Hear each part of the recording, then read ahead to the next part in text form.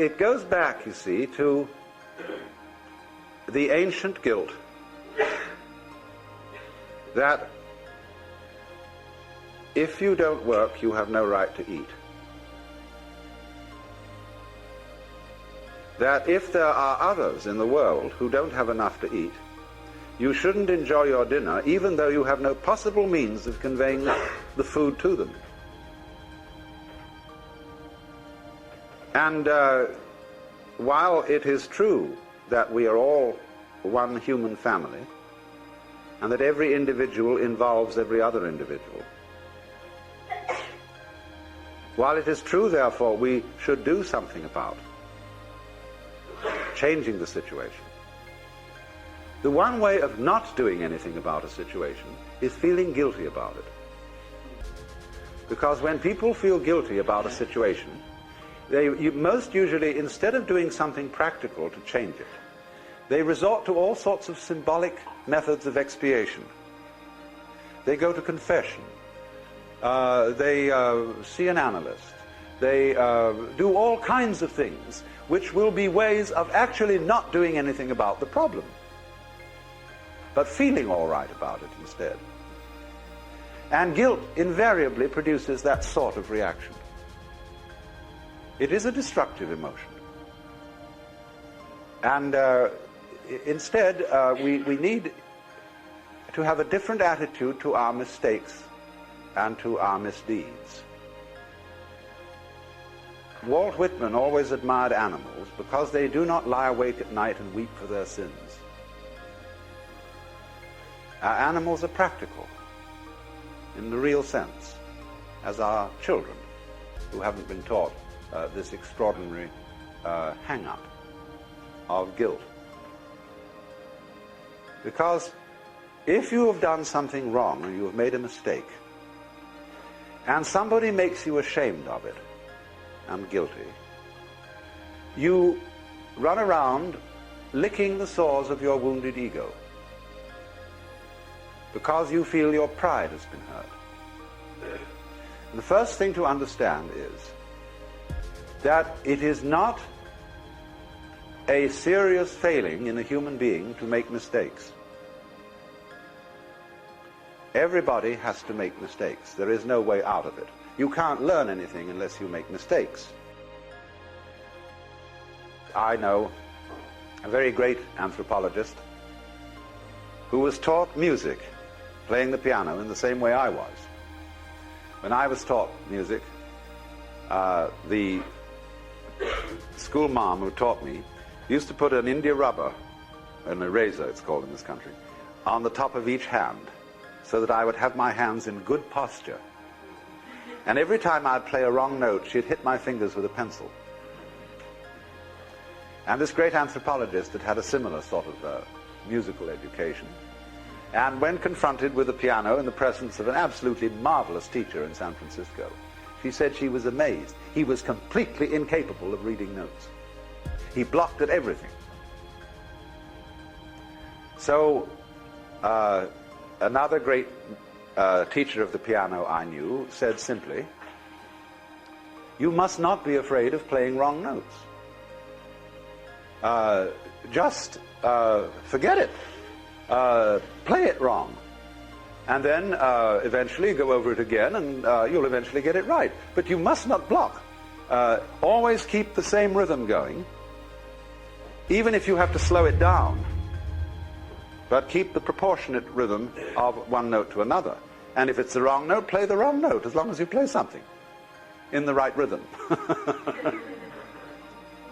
So, you know, this is a way of taking away people's blockage, people's guilt and shame about making mistakes.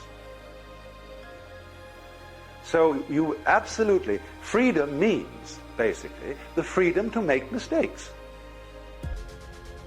The freedom to be a damn fool. And then not to recriminate with yourself when you do finally realize that it was a mistake, but simply don't do it again. Or at least do it less often. So, you know. When you're small, you can't help You have no choice. When you're very small, you have no choice but to go along with your parents' expectations. Because if you don't go along with your parents' expectations, then you might lose the attachment relationship. This is what we've been talking about the whole day. So there has to be a mechanism in your brain that says, you better not do that. You better not say no. That mechanism is guilt. That guilt helps you to maintain the attachment relationship with your parents, and therefore you survive. It also gives you a speech impediment. You learn, you forget how to say no. But that guilt that kept you in compliance with your parents' expectations when you were very small also saved your life because it maintained the attachment relationship. That guilt is not your enemy. That guilt is your friend. The only problem with it is that it's a stupid friend. It's got no learning capacity. It doesn't know that you've grown up now. It doesn't know that you're no longer in that dependent situation. It just gives you the same story. If you say no, you're a bad person. That's all it knows how to say. Your problem is that you don't want to feel it. You don't want to make friends with it. My suggestion is, next time you feel guilt, be happy about it. Say to yourself, oh my God, I said no. I feel guilty. This means hot dog. I must have done something for myself for the first time in my life. Thank God. Call your friends, have a party. In other words, rather than pushing guilt away, just embrace it and say, hello, old buddy. Thank you for saving my life as a kid, but you know what? I don't need your advice anymore. I'll listen to it, but I don't have to follow it automatically. I can think about it and make my own decision. Okay? So that's how you deal with guilt. And I've met lots of people who were suicidal because of that, but also unwilling to take care of themselves, because they were so guilty about who they were and their mode of being in the world that they just felt that they weren't worth the damn trouble, and they all had their own particular reasons for believing that, their own failures, their own improper sacrifices, let's say, their own acts of individual malevolence. But they're summed up in a lovely metaphorical manner, a horrifying metaphorical manner, in those ancient stories. And those stories explain to us, too, why as well that our consciences don't sit well with us and why we always feel that there's something undone that we should be doing in the world, which is a much better pathway to take, by the way, than to degenerate into nihilism and catastrophe. And that's really rule 2. It's like, well, you should treat yourself like you're someone responsible for helping. And the first question is, well, why don't you? And the answer is, well, there's a lot wrong with you,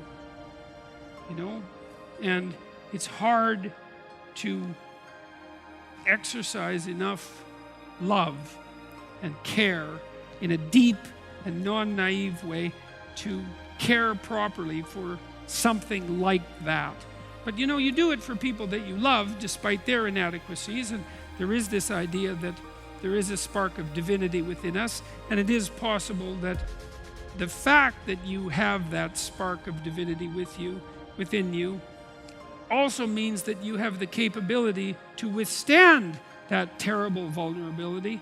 That's what I was trying to get at in chapter 1, which was to stand up straight with your shoulders back, that you could actually voluntarily accept the onslaught of the tragedy of being, and that you can constrain the proclivity for malevolence that's part of you and that's part of the world. And in that you can discover your own value, your own intrinsic value, and your own nobility, and all of that might be more powerful than the forces of vulnerability and malevolence themselves, which I also happen to believe.